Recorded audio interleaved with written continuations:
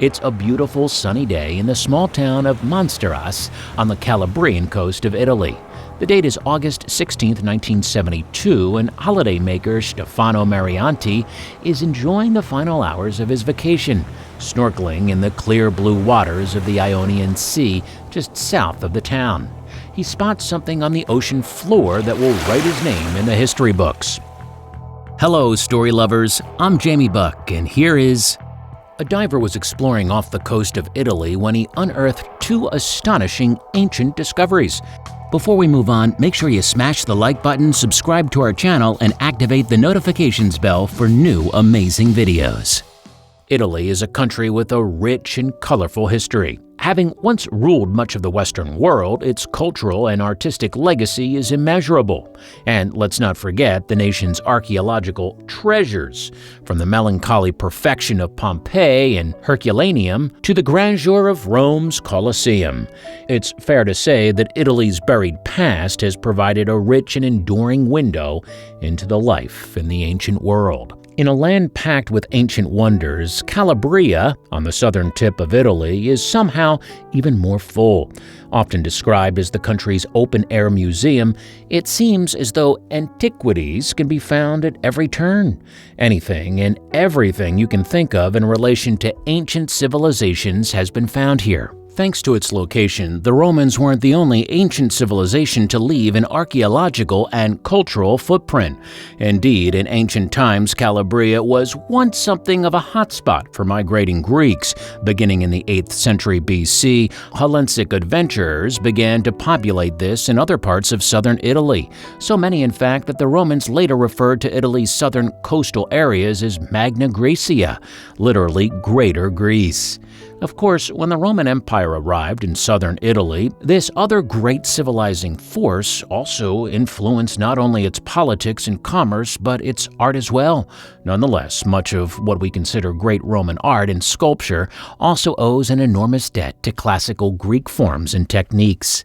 The town of Monsteras on Calabria's east coast is a perfect example of how entrenched Greek culture was in the region. The place itself was founded by Greek migrants, and the ruins of their settlement, Colonia, can still be seen today. The myriad ancient artifacts found there proved that eventually the older Hellenic way of life merged almost seamlessly with that of the Romans. Now, let's go back to that beautiful summer's day in Monsteras. Stefano Marianti, a chemist and part-time archaeologist, is snorkeling a little over 200 yards from the Rias Marina. Peering into an Ionian Sea's crystal-clear waters, the diver notices something incredible. "I was looking from the surface when I saw a human arm. In that first moment, I thought it was a corpse," Marianti told the BBC in 2005. Thankfully, the diver hadn't found a dead body. Instead, he'd found what has since been labeled one of Italy's most important archaeological finds of the last 100 years. Indeed, what Marianti had discovered wasn't a human body, but a bronze one, and an incredibly old one at that.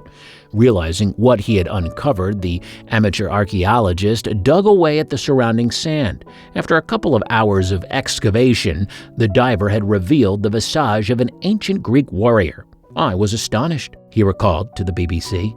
The face was wonderful. The diver's good luck didn't end there, however. Not content with just one amazing statue, Marianti went on to find a second warrior. At this point, and perhaps rather sensibly, the chemist reported his findings to the authorities. Just over a week later, both the statues left their watery home for the first time in centuries. After the statues' retrieval, the work of restoring them could begin. Once the general muck had been removed, it became clear that these statues were something very special indeed.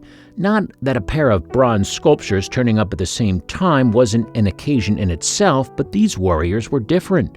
It is incredibly rare to find full-size bronzes from this period intact, but these figures also confirmed something amazing. They proved Greek traditions had been alive and well in Calabria when they were made.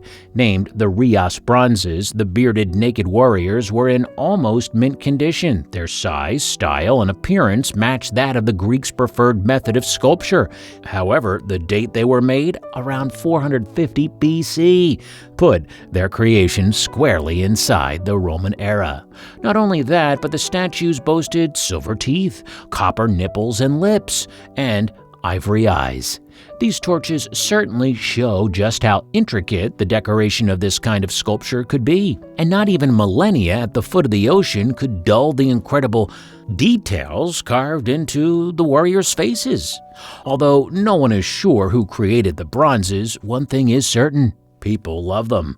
When the Warriors first put them on show in 1981, more than 1 million art lovers went to see them. Since then, around 130,000 people a year make the trip to the Archaeological Museum in Reggio, Calabria, to view the ancient sculptures for themselves. Did you like the story? Check out our channel for more.